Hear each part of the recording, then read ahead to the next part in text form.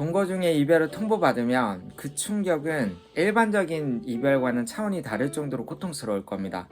매일 같이 자고 밥 먹고 늘 함께 하던 사람이 하루아침에 그만하자 이거는 내 모든 게 다 잘려나간다라는 고통을 느낄 수밖에 없을 거예요.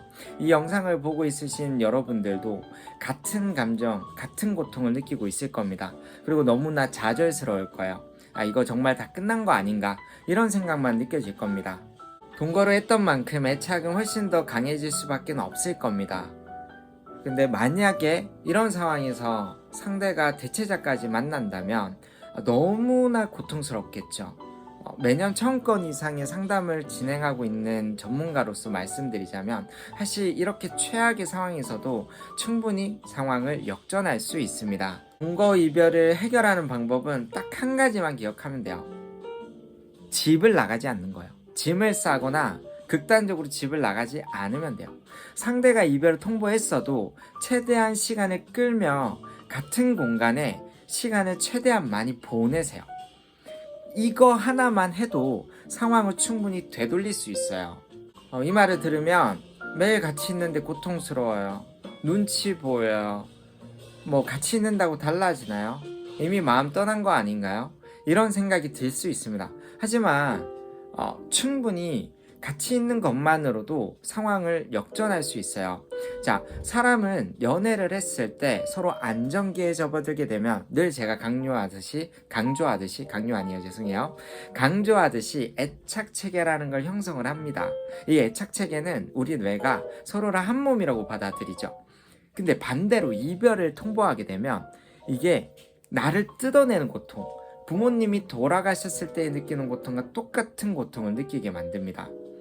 자, 이 말의 뜻은 상대도 겉으로 봤을 땐 다 정리된 것 같고 정말 냉정해 보이지만 그렇지 않다라는 거야. 뭐요? 상대도 이별의 고통을 똑같이 느끼고 있다라는 겁니다. 상대가 이별을 통보했을 때 많은 분들이 설득하고 매달리고 그런 상황에서 모든 선택권과 주도권, 즉 페이스는 상대가 가지기 때문에 자기가 이 페이스를 가져서 냉정하게 본인을 끊어낼 수 있는 거예요. 하지만 매달림을 멈추는 순간부터 상대의 상태는 완전히 바뀌게 돼요. 자, 상대는 애착을 형성했잖아요. 그런 상황에서 여러분들한테 집중도가 높아질 수밖에 없어요.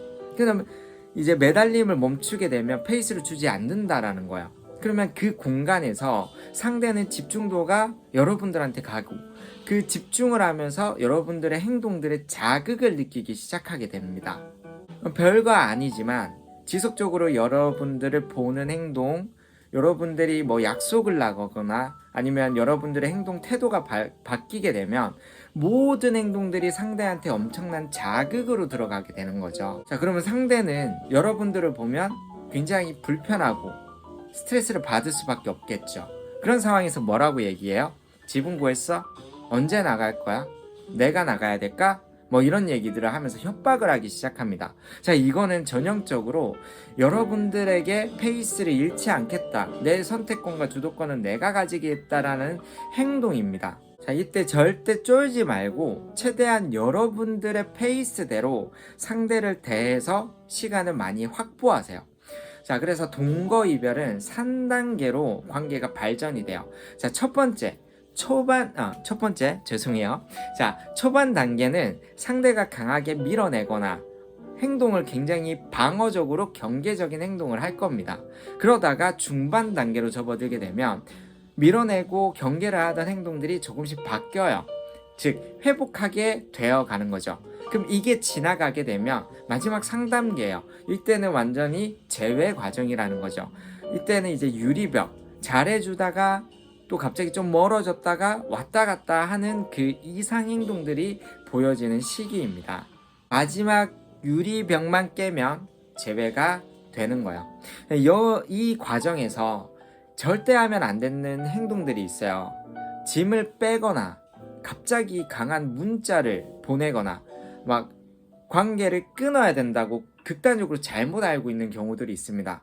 굳이 아까 말했듯이 상대도 애착이 있기 때문에 이별을 통보했다고 하더라도 이 공백기를 어느 정도 가지면서 관계 회복을 얼마든지 할 수 있는 기회가 있는 거예요. 집에 같이 있는 순간. 근데 그걸 끊어내면 회복이 불가능해질 수도 있다는 거죠.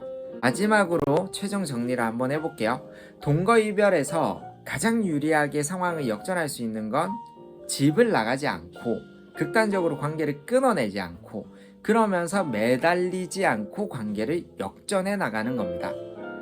이것만 지킨다면 상황은 금방 역전할 수 있어요. 오늘 배운 거 꼭 써먹어 보시길 바랄게요.